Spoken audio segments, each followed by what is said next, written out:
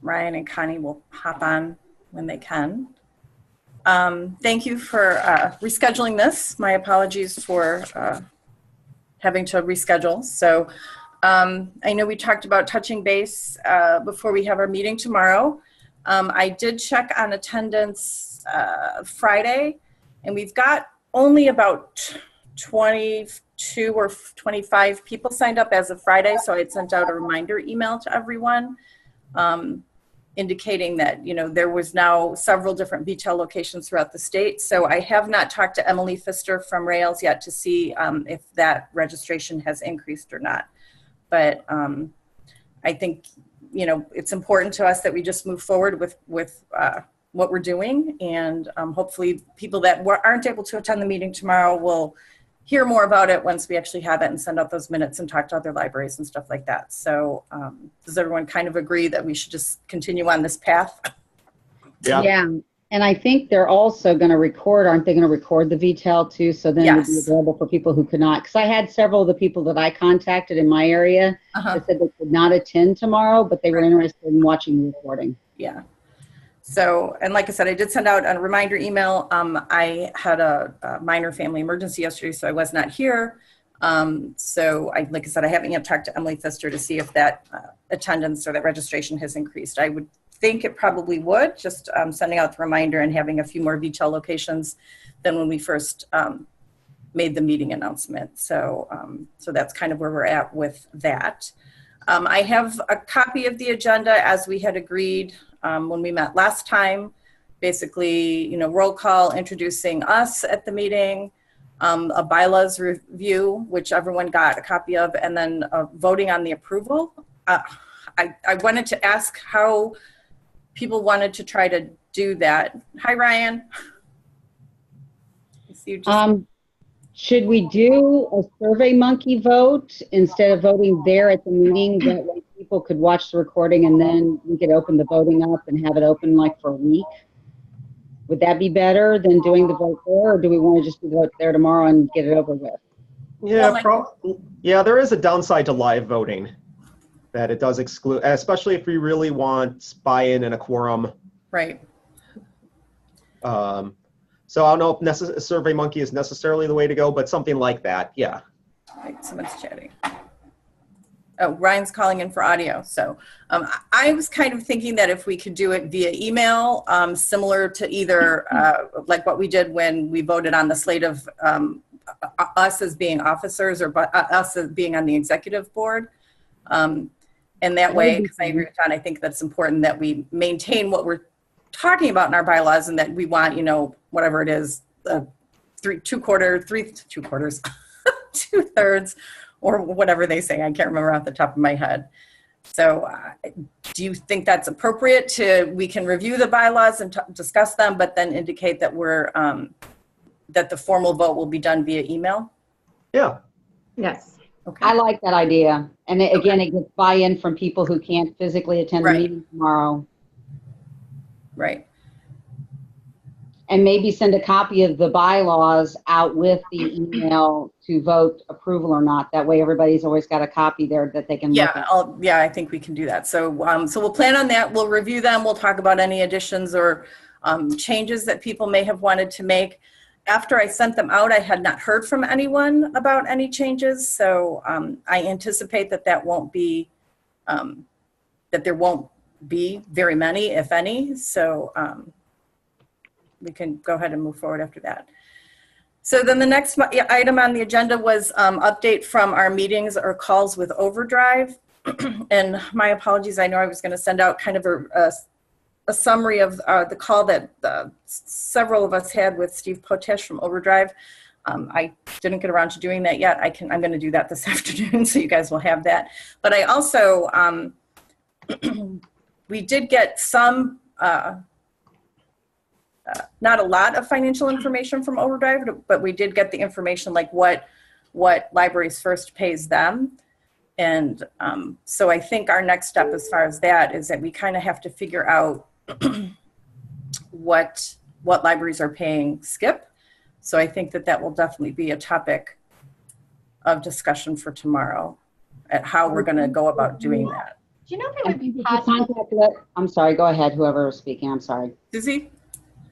So I was just gonna say, do you think it's possible, since we had that final number from Overdrive, with it, could it be like a salary survey where we just ask people to tell us how much they pay and then we kind of put the numbers together? That's what I was thinking we That's could pretty do. much the only way to do it. Yeah, I mean, just add, well, so tomorrow during the meeting, and then again with an email follow-up asking people what they pay, what their annual Libraries First bill is, and then that will, yeah, I agree. There's no other way to do it. As John said, I don't think. And since we just paid that off recently, Hold on, John, what were you going to say?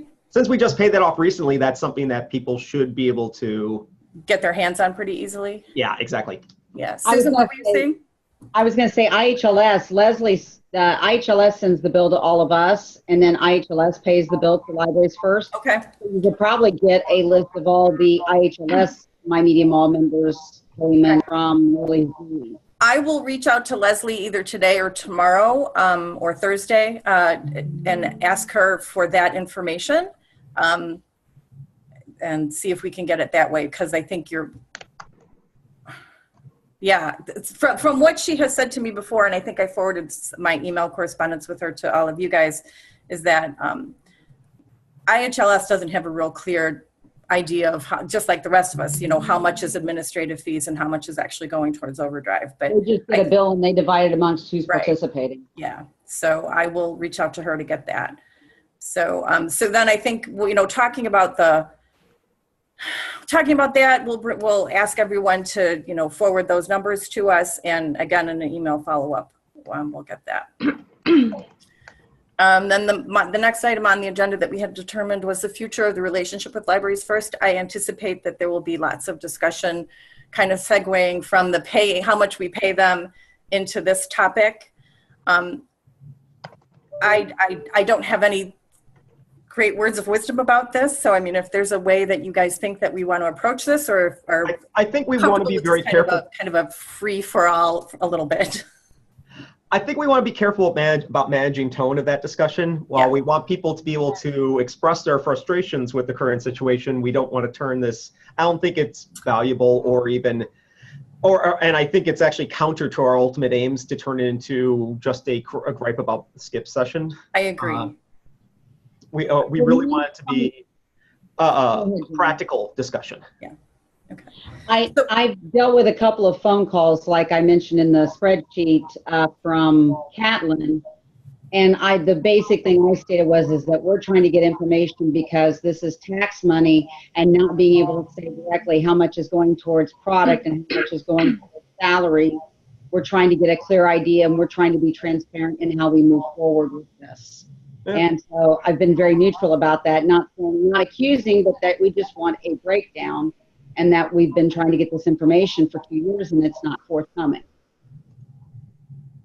So it might be a way to also discuss some of the options that Overdrive suggested to us about how we want to move forward, of the different ways that other consortia are managed.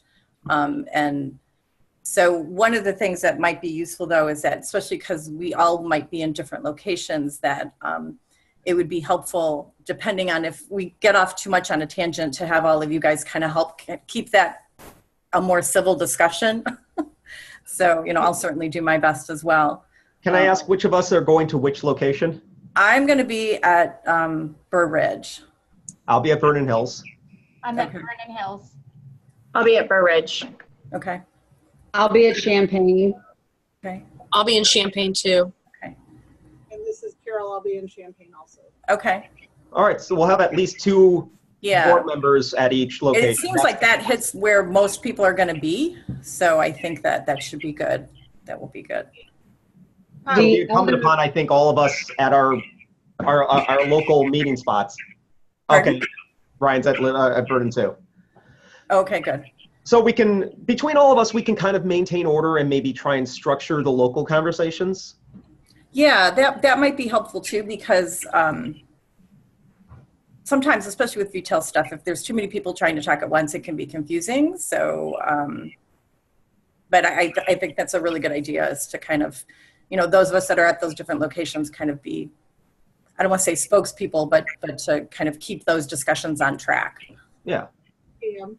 Something I mentioned to Pam at the beginning of this meeting, and I probably should go ahead and say this again. This meeting is going to be recorded, and I will have a link to the recording. If anyone asks for copies of the recording to the meetings, they can email me, and I can email them the link to the meeting recording.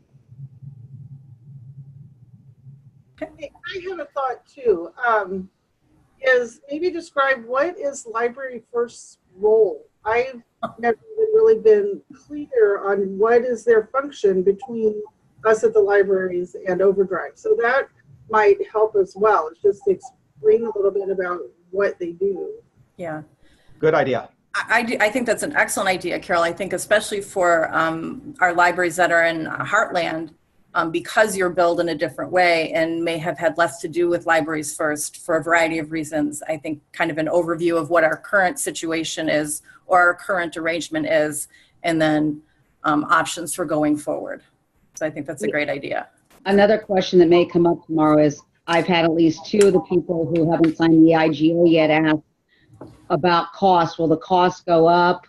Are the costs going to stay the same? I said at this point, we're hoping to keep them the same, but we're not sure since we're still trying to figure all the financial information out. We could dangle the possibility that costs could go down. Right. We could, but I don't want to also then lure them in and it turn out we were wrong. So I think saying that we just for sure at this time was a safer way for me to answer them at this point. I think that mentioning that, not mentioning, but, discussing the fact that part of what we are paying Libraries First is administrative fees, and that, we're trying to determine how much those administrative fees are. One of the advantages of moving forward with, kind of just removing Libraries First from the equation here is that we remove those administrative fees. Now, that doesn't mean that Overdrive isn't going to raise their prices or anything like that, so we can't guarantee that. But, whether or not we move to, a model where Overdrive bills everyone or Rails steps in to some extent. I mean, we're looking at models that we're removing that administrative fee portion, or at least that middleman portion for Skip. I'm sure Overdrive charges us administration fees, but yeah, so I think that all of these possibilities definitely need to be discussed when we talk about cost, but I think that we just really don't know. I would hope that the cost won't go up significantly, if at all. I know cost is a very big concern for the Heartland libraries, primarily because of the way that the Heartland libraries have been billed through the system. So, I want to be very cognizant of that and make sure that, you guys in the Heartlands recognize that we're working hard to make sure that, we can keep as many of those smaller libraries as possible, because we certainly don't want to lose them. But I think that those are also some discussions that that we can have with Overdrive going forward to make sure that we maintain as many of those libraries as possible. Right, because if we can come up with what we're going to have to pay Overdrive as the bottom line, then we can come up with some sort of formula of how to divide that amongst the libraries equitably. Right. So that no one's getting hit harder than what they can, not that they can fiscally handle, but that a little library that only has 20 circulations isn't getting billed the same as somebody who has a lot more, that kind of thing. So, yeah. So then I think those are discussions that we'll certainly have to have in more detail with Overdrive, how we can move forward and make sure that the pricing continues to be as affordable and as equitable as possible for all of us, not just for the smaller libraries, but for everyone. So, right. Because we also don't want the big libraries bearing the brunt of the bill either. Right. Then they'll drop off. Right. Right. And we have seen, 1 or 2 of the bigger libraries that, have pulled out because they have the funds to be able to have their own standalone, Overdrive content. So. Or they thought they did. Or they thought they did. That's an interesting comment, but. As they've been discovering what those license renewals are adding up to. Oh, okay. Yeah. Yeah. The other thing is that Champaign and Urbana, when they pulled out of the automation system here in Heartland, before we were merged automation system, they were forced to do their own MyMediaMall account, so they were no longer part of the shared the LTLS consortium. So it may be something where we might be able to work with them at some point to add them back in. I don't know. Possibly. Well, and I think that, I mean, this is a little bit looking into the future, but, once we get this a little bit more established, we may reach out to some of those libraries that had pulled out and say, hey, we've removed this one component that I know was problematic for some people. And, here's what we're doing going forward. Does it make sense for them to rejoin us? And so, I mean, that's certainly, part of this is we also want to keep the consortium strong and, and continue to be viable and stable and stuff. So, right. Yeah. It sounds like you've got a really good agenda for tomorrow, Pam. So then after this, I've got next steps and what our priorities are. And again, I think that just from our brief conversation here, what I'm looking at as next steps is reaching out to the libraries, both that attend the meeting tomorrow and that haven't attended the meeting, for their pricing for what they pay Libraries First, so that we can determine some of, we can start looking at what we're all paying Skip. I think it might be a good idea at this point also to see if we can't reach out to Skip and try to get some more information about his administrative costs. I think that we all felt pretty strongly after our call with Overdrive that we didn't want to get, Steve Potash and the lawyers from Overdrive involved yet, which he was really anxious to do. But I don't think that any of us felt really comfortable with that. So I think that it would be, I can reach out to Skip as representative of, our group and say, hey, we're looking for this information, and then, see how responsive he is. And then if he's not responsive, then we can kind of bring in that Overdrive component and see what Overdrive staff can do for us. It doesn't hurt us to ask again nicely, Right. The worst he's going to say is no. So for next steps, I'm seeing gather financial data from the libraries. So basically, how much are they paying Libraries First for their MyMediaMall? Reaching out to Skip for financial information from him. What else do you see as our next steps that we should talk about tomorrow? I don't think it hurts to ask people who are attending the meeting that if they're interested in being more involved in this, possibly being on subcommittees or something, to email you and give them, their name and contact information. Let's try to get some more buy-in from some of the other members. Okay. I think that's fine. I think that's a really good idea. My only concern with that is that right now, what would we have them do? Yeah, once we start to get into collection management, that's the time to probably cultivate that. Right. And that may come up during our discussions, like, in the future, here's some of the areas that we may need input from people. So, like collection development, I don't know, whatever else we think might. Collection development is a big one that comes up, but. Well, I was thinking finance, that there's going to probably need to be a finance subcommittee that deals with the actual money issues once it starts happening. And there may be people who are more geared towards that than some other people. The only other thing I was thinking is getting a name of people who are interested in being more involved means if you have another where somebody resigns or has to resign, you've got to list the names of somebody who can step in and be appointed. That's a very good point. I think that somebody who is interested in being a part of this they're gonna let us know. I think that they're gonna kind of approach us, and so, but I think that in terms of collecting the financial data, I don't know if we want to have something. I mean, do we want it to just be an email? Should we create a form? I mean, I do think we should have somewhere where they can just go in and plug in how much they pay. That would be my thought. The other thing I was thinking of is if we had a finance subcommittee in this group, we could try to potentially look at board packets and see if we could put together the financials ourselves in some instances. Mm-hmm.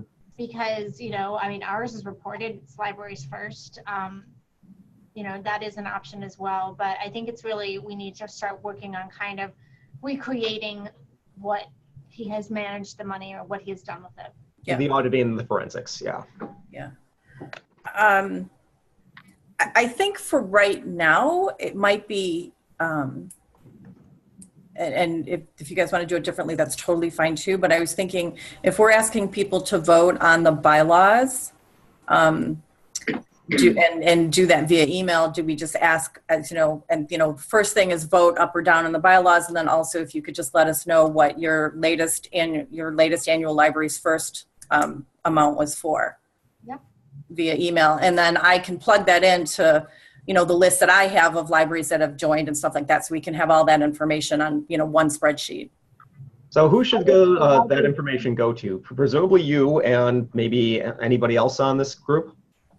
Well, I think Are we asking them to email? Pardon? Who should we ask them to email? I mean, again, I'm certainly happy to do that. Does it make, if we want to have it separate, I mean, do we want to have them email me and John, since John is technically the treasurer? That might be good, just in case we have backup, we have the information 2 places if something bad happens. Yeah. I mean, does that make sense to everyone? Yeah. Also, I would suggest when you say ask them, don't just ask Libraries First, because the libraries here in IHLS will have no clue who you're talking about. Right. Say Libraries First or MyMediaMall. Right. Yeah. Susie, were you going to say something? I was just wondering, from my perspective, and we're talking about smaller libraries, having them email everybody might be a lot for them. And so I don't know if we create like a dummy email, ECC at whatever, Gmail, and then you guys are all kind of accessing that. I just feel like, especially with some of the smaller libraries, it's going to get a little bit like, what am I supposed to do again? That's true. Even having 2 personal emails in the mix complicates things. Good point, Susie. So maybe we should create an email that forwards then automatically to us. Yeah. Yeah. So I can create a Gmail account, I guess, and then Call it eccboard@gmail.com, and you can have it forward to you and John, and then you can always go and edit who it's forwarding to depending on what we're needing the emails. Yeah, share the password with all of us. Yeah, I was going to say, I'll just share the password. That we have. Okay. I'll do that after we get off of this call, so that we'll have that information and have that set up for tomorrow. Is everyone good with that? Yeah. And that gives us a central place that the information is being stored. Yeah, that's a really good idea, Susie. Thank you. Because I mean, I'm sure just like you guys, I mean, I get a ton of email, and to sift through some of that, it can be a little, I know for myself, even gathering all of the contracts, I know I missed a couple just because they get lost in all the other email that I get. So that's a really great idea. Yeah. Okay, so our next steps, what I'm hearing from everybody is gather financial data from the libraries and or IHLS staff. Gathering financial information from Skip. We'll discuss what some of our future potential subcommittees, if you will, would be, such as collection development, finance, that kind of thing. And then if there's anything else, certainly, either that you think of while we're still talking here or tomorrow, just, jump in. And certainly some other priorities might come out of this meeting tomorrow. So we'll just have to, pay attention to those. And then the last thing that I had before adjournment was next meeting dates. So I thought we could determine when we as a board would next meet, so we could let people know that. And that, when to watch for minutes from from that meeting. But then according to our bylaws, we say that we will meet annually on the first Thursday of March? Do we still want to try to do that and abide by what our bylaws say? I think it's good for us to get on schedule with it. Everyone else, do you share that? Yeah. That this meeting was kind of, let's just get people up to date on what we're doing and that kind of thing, get the bylaws approved, and then try to get back on our schedule for, at least that we've outlined in our bylaws. And by March, we may have more recruits. We may have more of a critical mass. This is more of an organizational meeting. That is, we may have more of a true consortium by then. That's true. Yes. I was looking at the date for 2019. That would be March 7th. March 7th? Is the first Thursday in March. And I am correct in that I don't have a copy of the bylaws in front of me. They do say the first Thursday. I'll double check that before tomorrow, but yeah, if that's the case. So thank you, Susan. So that's all I have for bylaws right here. I can look real quick. Okay. That's all I had for the agenda for tomorrow's meeting. Is there anything that you guys feel I missed or that we need to add, or? The annual meeting does say the first Thursday of March under Article 4, Section 1. Okay. Okay, and that's March 7th. Okay.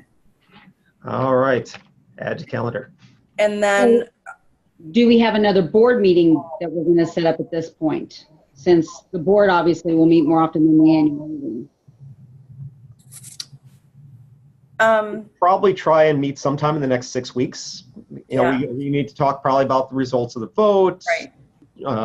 Contacting even more people who haven't participated in the vote. Right. How long So, are we giving them to vote? pardon, Susie? How long are we giving them to vote? I thought for some reason the 2-week time frame sticks in my head because they've had, I mean, when did I send out the bylaws? They've had a month to review them. Yeah. So I think asking them to at least vote on the bylaws within the next 2 weeks is certainly reasonable. Yeah. That, gives people time to, if they didn't look at them till tomorrow or whatever, that gives them a little bit of time, but it's, not so long. I mean, we need to move forward. So is everyone comfortable with the 2-week time frame? Yes. I think that's Okay. So I think for us to meet, let's see, I don't know what everyone's schedule. 6 weeks would be the first week of October, or we could shoot for the second week of October. Second week of October would be better for me. I'm going to be in Europe the first week Ooh, of October. The ILA conference is October yeah. 7th or 8th through 10th, I think. 11th. oh, Yeah, that's true as well. Yeah, I think I'm on vacation that week.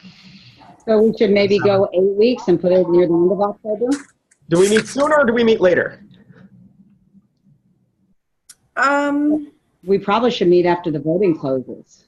Yeah, is everyone okay with that if we meet, I'm looking at the calendar. If we meet tomorrow, so 2 weeks from tomorrow, if we give everyone 2 weeks from tomorrow to vote, that would be September 12th. Do we want to meet the following week? Yeah. Like September 17th or 18th or 19th or 20th? Sure. 20th would be bad for me because that's a library board meeting and I prep, but I mean, I could still do something. So just somebody wants to know. What did- 19th? The 19th? 19th would be We're fine. used to meeting on Wednesday afternoons. Does Wednesday afternoon, September 19th work Yes. Yes. for everyone? Okay, so, 2:30? 2. It's fine. 2? Okay. Sounds good. By Zoom. And Ryan, you're listening in from the system. I will send an email to Angela asking if we can get the Zoom again for that.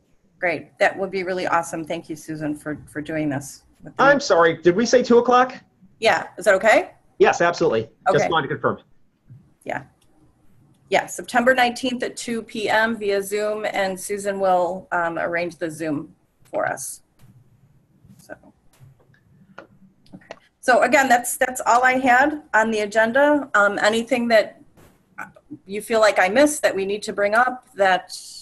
Pam, I went back and looked at our notes from the last meeting, and it said Okay. we were going to go around and introduce each of the executive committee members at the Right. beginning. So make sure that got in there. Yeah, that's actually Okay. my third agenda item. Okay, So- great.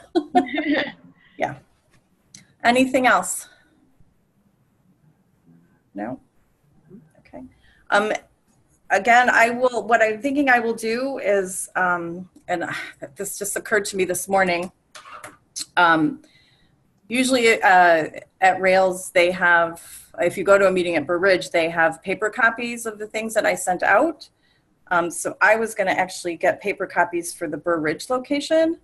I don't know, is that something that you guys can do at the various locations and make some paper copies of at least the bylaws and the agenda in case people haven't printed them out or don't have electronic Are you copies? going to email us the agenda? Yeah, I will go ahead and email that to you again. And then do you guys I make can copies have of the? some copies to have at the Champaign location unless somebody else from Champaign location wants to do that. And Susie or John or Ryan, is that something that you guys can do for Vernon? Vernon else, yeah. Okay. Yeah, I think between us, we can take care of that. Okay. Okay, well, I think that's it, unless anyone can think of anything else. If not, then I will see you guys tomorrow. Sounds good. All right. All Thanks, right. everybody. I'll email out the agenda and another copy of the bylaws so that you've got them in a more recent email. So, And I took I'm notes a little today. nervous about this. Sorry. I'm sorry, Maggie, what? I took notes today, so I'll send those out to the Awesome. committee. Great, thank you. Okay. This is Susan, and somebody was one of the people that called and asked, and I said, I will admit I'm a little nervous about this. I've never been in the organizational creation of a consortium kind of thing, and so I said, you know, there's a lot that we're learning and we're finding out, so it's going to be a process. So just letting you know, I'm a little nervous about some of this, but just because I haven't been in on this side of stuff before. Yeah, there's a lot I think we'll have to consider as we go forward, but I think there's a lot of talent in the library community in Illinois, so I'm not too nervous about some of it. But also, I've been making sure that Rails staff, like Dee Brennan, certainly is, I'm keeping her informed as to what we're doing. So, and they have, you know, indicated several times to me that they are certainly willing to help us out in any way they can. So that has alleviated some of my fear about going forward, that like we've got some good people to, you know, ask for help and advice as we go forward. So I think we'll be okay. We're all smart. but yeah, I mean, there is a lot to consider as we go forward, certainly. So, all right. If there's nothing else, I will again see you guys tomorrow. Sounds good. All right. Tomorrow. Bye. Bye.